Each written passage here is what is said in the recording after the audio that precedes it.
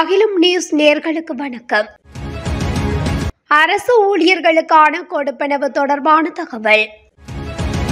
பாடசாலை ஆரம்பிக்கும் தேதி தொடர்பில் வெளியான தகவல்.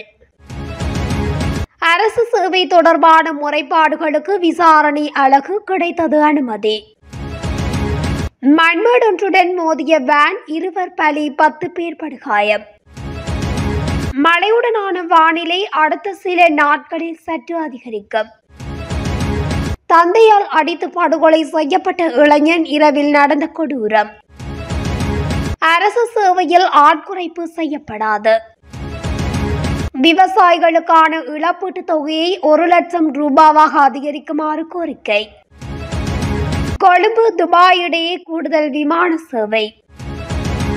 நெல் கொள்வனவிற்கு சலுகை வட்டி வீதத்தில் கடன் வழங்க அமைச்சரவை அனுமதி. தொடர்பான விரிவான செய்திகள். அரசு ஊழியர்களுக்கான பண்டிகை கால கொடுப்பனவினை அதிகரிக்குமாறு அரசு அதிகாரிகளின் தொழிற்சங்க கூட்டமைப்பு கோரிக்கை விடுத்துள்ளது. 10,000 ரூபாவாக வழங்கப்படும் பண்டிகை கால முற்பணத்தை இம்முறை 40,000 ரூபாவாக அதிகரிக்க வேண்டும் என கூட்டமைப்பின் தலைவர் சுமித் கொடிகார கோரிக்கை விடுத்துள்ளார். சமகால வாழ்க்கை செலவுக்கு ஏற்ப 10,000 ரூபாய் பண்டிகை கால முற்பணம் போதுமானதாக இல்லை எனவும் தலைவர் சுட்டிக்காட்டியுள்ளார். அதேவேளை பாடசாலை மாணவர்களுக்கு 6,000 ரூபாய் உதவித்தொகையாக வழங்கப்படும் என அரசாங்கம் அறிவித்துள்ளது. இந்நிலையில் அரசு அதிகாரிகளின் பிள்ளைகளுக்கும் உதவித்தொகை வழங்க வேண்டும் என அரசு அதிகாரிகளின் தொழிற்சங்க கூட்டமைப்பின் தலைவர் சுமித் கொடிகார வேண்டுகோள் விடுத்துள்ளார். அரசு மற்றும் அரசு அங்கீகாரம் பெற்ற பாடசாலைகளுக்கு தற்போது விடுமுறை வழங்கப்பட்டுள்ள நிலையில் எதிர்வரும் ஜனவரி மாதம் 2ஆம் தேதி பாடசாலை கல்வி நடவடிக்கைகள் மீள ஆரம்பிக்கப்பட உள்ளதாக அறிவிக்கப்பட்டுள்ளது. இது தொடர்பில் கல்வி அமைச்சு விடுத்துள்ள அறிக்கையிலே மேற்கொண்டவாறு குறிப்பிடப்பட்டுள்ளது. 3ஆம் தவணை கல்வி நடவடிக்கைகள் இதன்படி எதிர்வரும் 2ஆம் தேதி முதல் பாடசாலைகளின் 3ஆம் தவணைக்கான 2ஆம் கட்ட கல்வி நடவடிக்கைகள் ஆரம்பிக்கப்படும் என தெரிவிக்கப்பட்டுள்ளது. மேலும் அனைத்து பாடசாலைகளினதும் 3ஆம் தவணை கல்வி நடவடிக்கைகளை ஜனவரி 24ஆம் தேதி வெள்ளிக்கிழமையுடன் முடிவடையும் என்று கல்வி அமைச்சர் அறிவித்துள்ளமை குறிப்பிடத்தக்கது. அரசு நிறுவனங்கள் பொதுமக்களுக்கு வகை கூறுதலை உறுதி செய்வதற்காக அமைச்சுக்களில் விசாரணை அலகுகளை நிறுவுவதற்கு அமைச்சரவை அங்கீகாரம் வழங்கியுள்ளது. ஜனாதிபதி ஆளுநர்குமார திசாநாயக்க சமர்ப்பித்த யோசனைக்கு அமைச்சரவை அங்கீகாரம் வழங்கியுள்ளது. இது தொடர்பான அமைச்சரவை தீர்மானத்தில் குறிப்பிடப்பட்டுள்ளதாவது: தற்போது அரசு சேவை தொடர்பில் நாளாந்தம் அதிகளவு முறைப்பாடுகள் பெயர் குறிப்பிட்டும் அனாமதேயமாகவும் ஜனாதிபதி அலுவலகம், பிரதமர் அலுவலகம் மற்றும் மக்கள் பிரதிநிதிகளுக்கு கிடைத்து வருகின்றது. அரசு மீது மக்கள் வெளிப்படுத்தியுள்ள நம்பிக்கையை பாதுகாப்பதற்கும் குறிப்பாக அரசு சேவையில் எதிர்பார்க்கப்படும் சாதகமான மாற்றங்களை மேற்கொள்வதற்காக அவ்வாறான முறைப்பாடுகள் தொடர்பாக பக்கச்சார்பற்ற வகையிலும் மற்றும் விஞ்ஞான ரீதியாகவும் விடயங்களை விசாரணை செய்ய வேண்டியுள்ளது. அதற்கமைய முன்னைய அரசுகளின் கீழ் அரசு நிறுவனங்கள் செயற்பட்டுள்ள விதம் தொடர்பிலும் தற்போது அரசு நிறுவனங்களின் செயற்பாடுகள் தொடர்பிலும் முன்வைக்கப்படும் பொதுமக்களின் முறைப்பாடுகள் விளக்கமளித்தல் மற்றும் பல்வேறு மூலங்களிலிருந்து தெரியவரும் தகவல்கள் தொடர்பான விடயங்களை விசாரணை செய்வதற்காக குறித்த அலகுகள் நிறுவப்படவுள்ளன. எனவே அமைச்சு மட்டத்தில் நாடு தழுவிய சேவையில் 1ஆம் தர அலுவலர் அல்லது புலனாய்வு செயல்முறை தொடர்பான அனுபவமுள்ள அரசு சேவையின் 1ஆம் தர நிறைவேற்று அதிகாரியின் தலைமையில் விசாரணை அலகை நிறுவுவதற்கு அமைச்சரவை அங்கீகாரம் வழங்கியுள்ளமை குறிப்பிடத்தக்கது.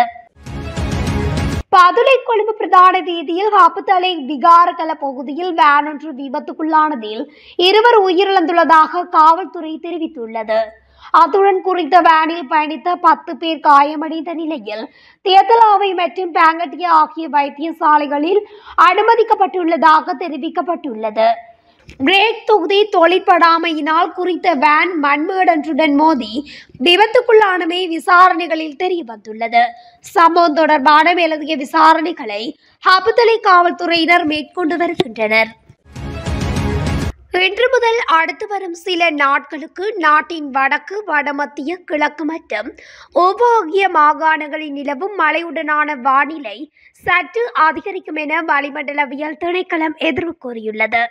இதன்படி கிழக்கு ஊவா மாகாணங்களிலும் மாத்தளை மற்றும் புலனறுவை மாவட்டங்களிலும் 75 மில்லிமீட்டருக்கும் அதிக மழை பெய்யக்கூடும் என அந்த திணைக்களம் குறிப்பிட்டுள்ளது. மேல் சபரகமுவ மற்றும் தென் மாகாணங்களில் சில இடங்களில் 50 மில்லிமீட்டருக்கும் அதிகமான மழை பெய்யக்கூடும் என தெரிவிக்கப்பட்டுள்ளது.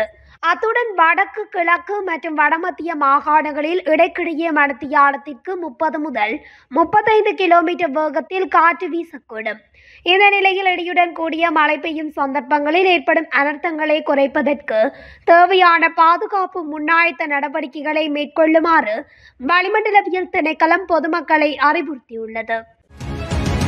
பொண்டுலோயா டான்சினன் பகுதியில் 25 வயதுக்குட்பட்ட இளைஞர் ஒருவர் அடித்து படுகொலை செய்யப்பட்டுள்ளார்.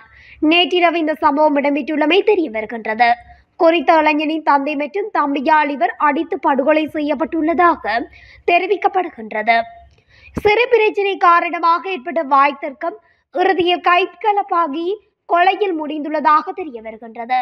மேலும் உயிரிழந்தவரின் தந்தை மற்றும் அவருடைய தம்பி ஆகிய இருவரும் வைத்தியசாலைகளில் அனுமதிக்கப்பட்டுள்ளதாக மேலதிக விசாரணைகள் மேற்கொள்ளப்பட்டு வருவதாக தெரிவிக்கப்பட்டுள்ளது.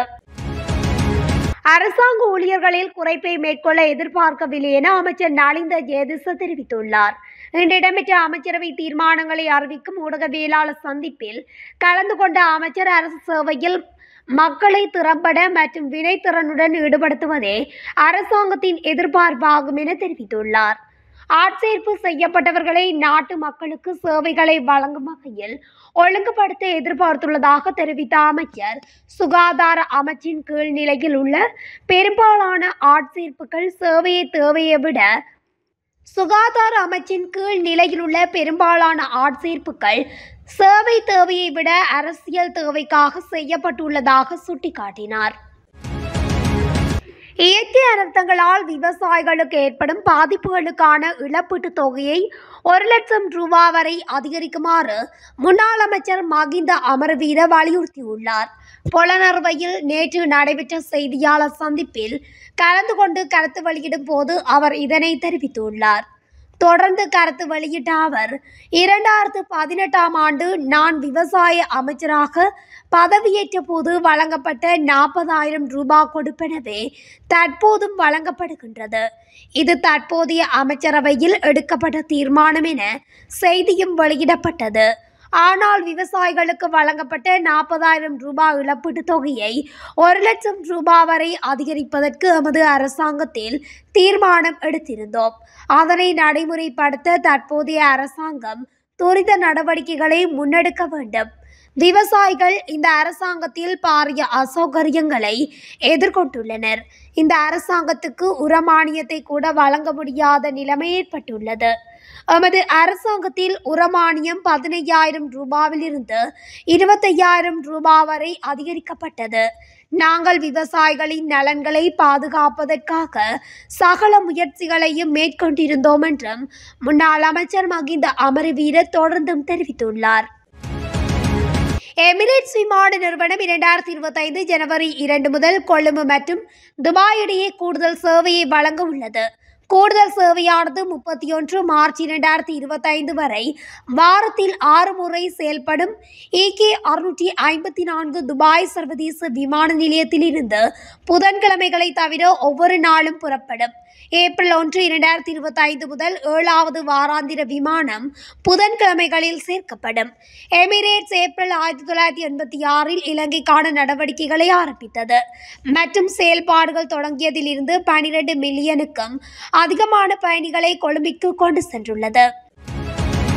சிறுமிற்று நடுத்தர நெல்லாலை உரிமையாளர்களுக்கு அரச வங்கிகளூடாக சலுகை வட்டி வீதத்தில் அடகு கடன் வழங்கும் திட்டத்தை நடைமுறைப்படுத்துவதற்கு அமைச்சரவை அங்கீகாரம் வழங்கியுள்ளது.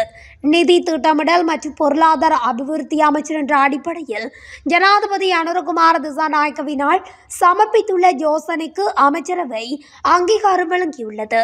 சிறுமற்ற நடுத்தர அளவிலான நெல்லாலை உரிமையாளர்களை பலப்படுத்தும் நோக்கில் சலுகை வட்டி வீதத்தில் அரச வங்கிகள் மூலமாக அடகு கடன் முறையொன்று சிறுமற்ற நடுத்தர அளவிலான நெல் ஆலை உரிமையாளர்களுக்கு வழங்குவதற்காக 2023 8ஆம் மாதம் 14ஆம் தேதியன்று இடம்பெற்ற அமைச்சரவை கூட்டத்தில் தீர்மானிக்கப்பட்டுள்ளது. கடந்த போகங்களில் இவ்வேலை திட்டம் சிறந்த பெறுபவர்களை அடைந்துள்ளமையை அவதானிக்க கூடியதாக உள்ளமையால் 2025 பெரும் போகம் தொடக்கம் ஒவ்வொரு போகத்திலும் இவ்வேலை திட்டத்தை நடைமுறைப்படுத்துவது பொருத்தமானது என கண்டறியப்பட்டுள்ளது.